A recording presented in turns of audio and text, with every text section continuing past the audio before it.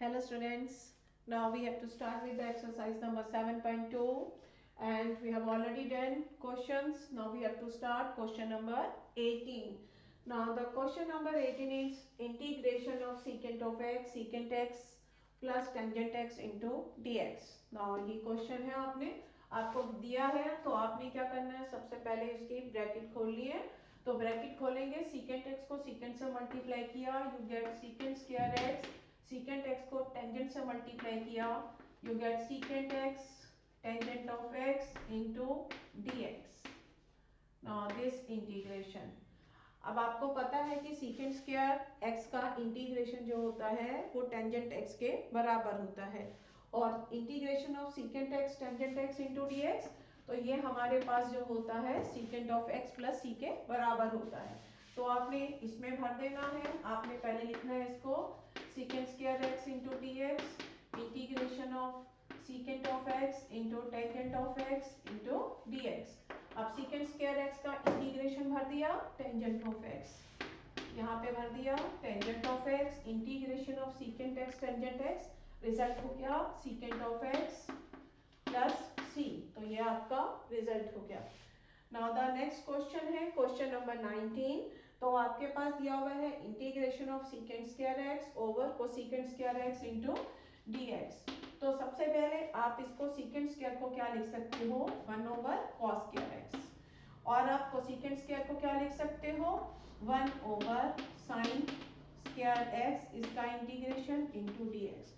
अब इसको रेसिप्रोकल कर लो, तो आपके पास आ गया 1 over cos square x into sine square x over 1 integration into dx। तो आपने क्लास 10 में पढ़ा था sine square x over cos square x, ये होता है टेंजेंट स्क्वायर एक्स। अब देखो आपने टेंजेंट स्क्वायर का इंटीग्रेशन का कोई फार्मूला आपके पढ़ा नहीं, लेकिन टेंजेंट स्क्वायर एक्स को हम क्या कर सकते हैं, चेंज कर सकते हैं सेकंड स्क्वायर एक्स माइनस 1 में।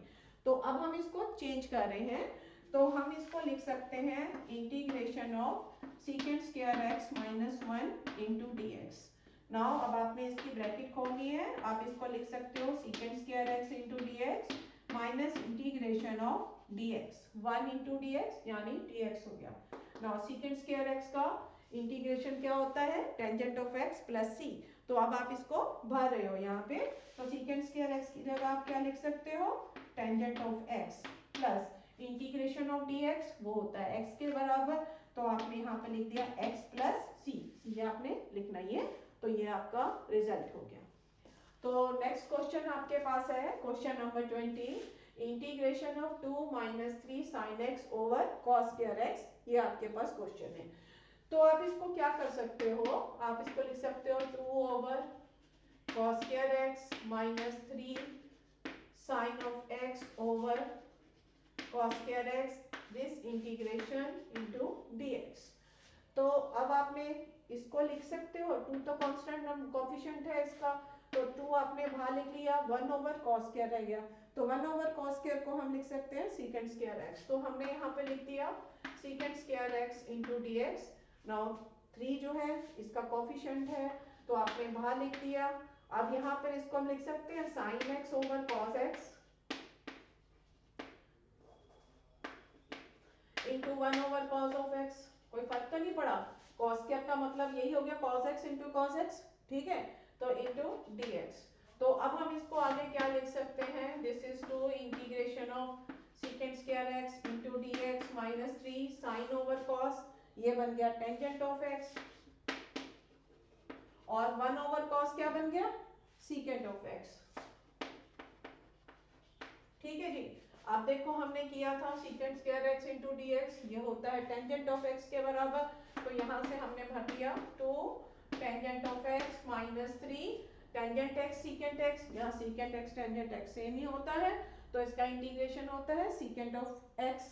तो इसको हमने सॉल्व किया, इसकी जगह हम लिख सकते हैं secant of x plus c, तो ये आपका रिजल्ट आ गया। तो ये क्वेश्चंस आपको समझ आ गए होंगे। तो अब हम MCQ क्वेश्चंस करते हैं।